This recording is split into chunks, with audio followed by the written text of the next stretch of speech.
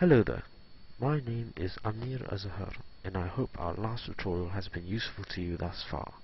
Today I will be guiding you through an introduction to bonds.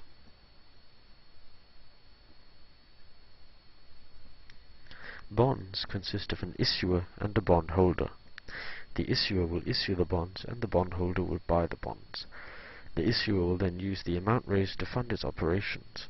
The issuer, such as corporations and governments, require a sum of money to fund their operations.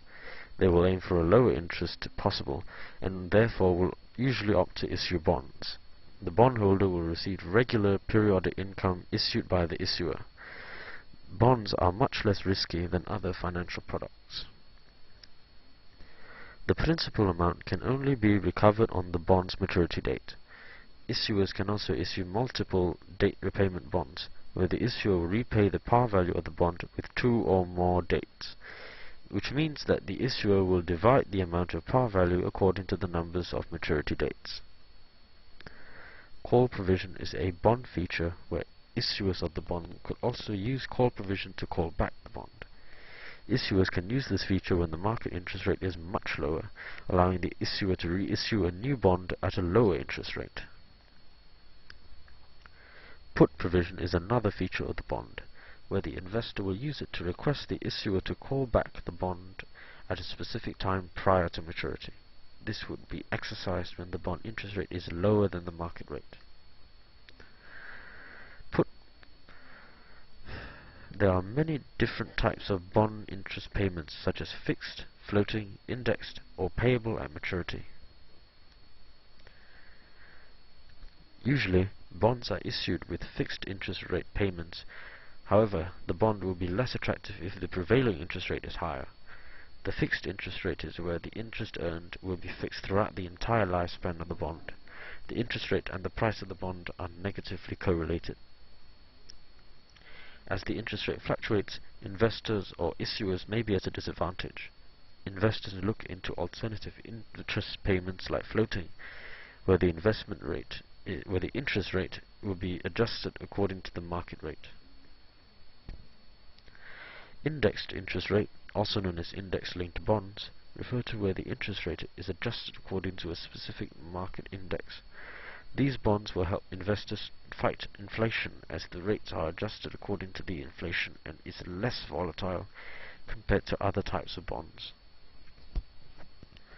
Lastly, we have payable at maturity. For these bonds there is no periodic interest income, and the bond issued to the investor is issued to the investor at a discount to the par value of the bond. At the maturity of the bond, the issuer will pay back the full amount to the investor.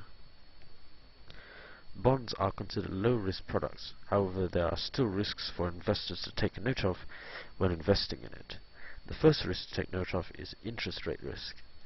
Interest rates move in an opposite direction with bond prices. When the interest rate goes down, the prices of bonds will increase. Wherever possible, investors will try to capture the highest interest rate possible and take up bonds that pay a higher interest rate than the market. The increase in demand stipulates an increase in bonds prices. When interest rates go up, the bond price will eventually fall. This is due to the investors giving up on bonds that pay a lower interest rate for a higher interest rate in the market, and thus forcing the bond price to fall. The second risk to take note of is credit risk. Buying bonds is equivalent to buying a certificate of debt. This debt will have to be paid back by companies that initiated the borrowings. Bonds are not guaranteed risk-free products, and companies may default if they are unable to pay off their debts. Hence, investors are advised to look into the company coverage ratio, which analyzes the company's income against its debt service expenses. The formula is as follows. Coverage ratio is equal to net operating income divided by the total debt service. Any ratio less than 1 means a negative cash flow of the company, meaning that the bond should be avoided. The third risk to note is liquidity risk. In order to receive the interest rate, investors have to hold their bonds until maturity. Although there are ready markets available for investors to sell their bonds, the risk is there might be a few buyers on the market. In that case, the investor wants to sell off his bonds. In the case that the investor wants to sell off his bonds, the investor will have to sell it off at a discount, and thus a loss. The fourth risk to note is inflation risk. When an investor buys a bond, he or she will have to commit to the rate of return on the bond. If the inflation rate increases drastically and overtakes the income of the bond, the investor will see their purchasing power reduced and may have a negative rate of return. For example, the investors have a rate of return of 2% for buying the bond. As the inflation increases to 3%, the actual rate of return is negative 1%.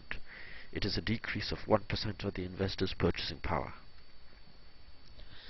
Lastly, investment risk occurs only for callable bonds. Callable bonds are bonds that allow the issuer to redeem back the bonds before they mature. When the issuer calls back the bonds, the investor will be left with what is effectively a pile of cash. This might sound like a good thing at first, but this leaves the investor trying to find new bonds that match the previous returns.